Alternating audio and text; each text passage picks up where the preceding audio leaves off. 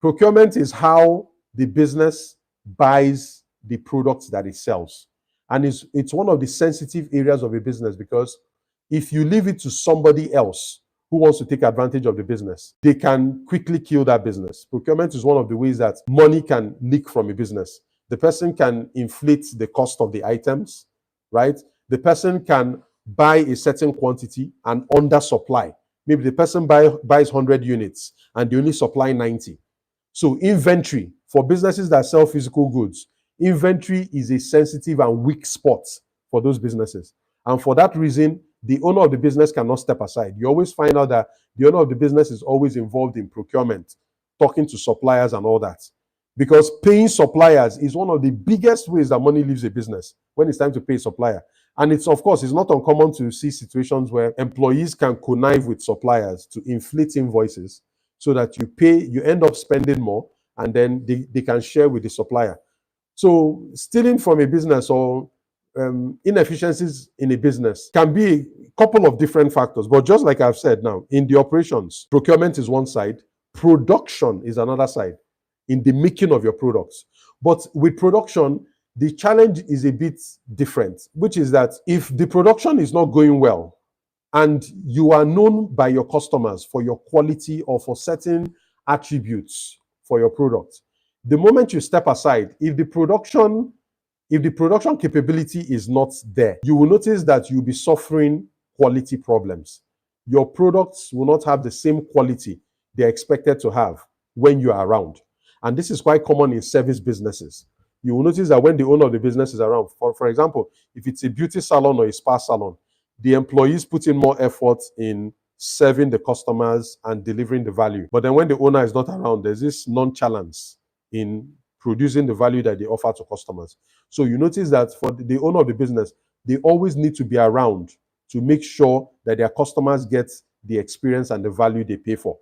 So production is one angle that can keep you stuck in your business in terms of stepping away from that business and running it as a system.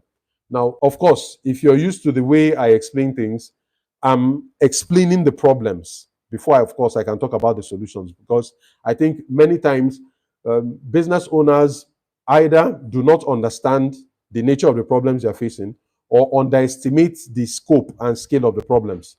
And either of these two things can affect your ability to properly solve that problem. I'm talking about operations, the areas that will make it difficult for you to systematize your business: procurement, production, administration, admin, the running of the company, making sure the phone is getting answered, emails are being responded to, the office environment looks okay and professional, who handles things around HR and all those things. Admin is one area that keeps business owners very involved and engaged in the business and makes it difficult for them to pull apart from the business, right? So operations, I talked about procurement, production, admin. The third part of your business that will make it difficult for you to systematize is sales. And I'm speaking about this lastly because sales essentially is the heart of the business. That is where most of your money comes in from. So, and of course, sales is in two parts: how you are getting customers, how you are serving and keeping those customers. So for some business owners, and this is interesting, I've had this conversation with about 3 people in the last month, 2 of them in the BMG, and they were telling me how they've gradually introduced structure into their business. They are now running their business in terms of the systems. They've hired people, they are comfortable. But the biggest problem they have is sales. Nobody can sell as well as they do in the company.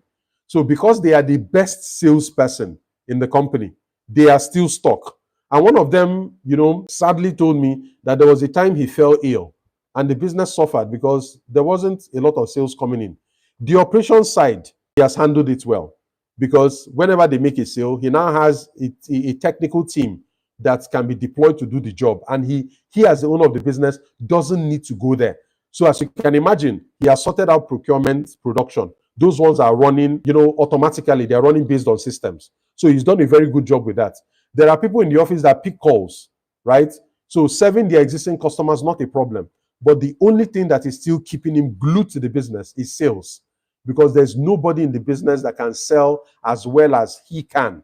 Two of them are guys. Nobody can sell as well as he can. So these are the three things that will make it difficult for you to introduce systems in your business. Finance, how money comes in, how money goes out. Operations, and there are three key areas. There's procurement, how you get the products that you sell, raw materials. Production, how you deliver the value, either through making the products or delivering the service. Administration, running the business, right? And of course, the third component is sales. Sales can keep you glued to the business.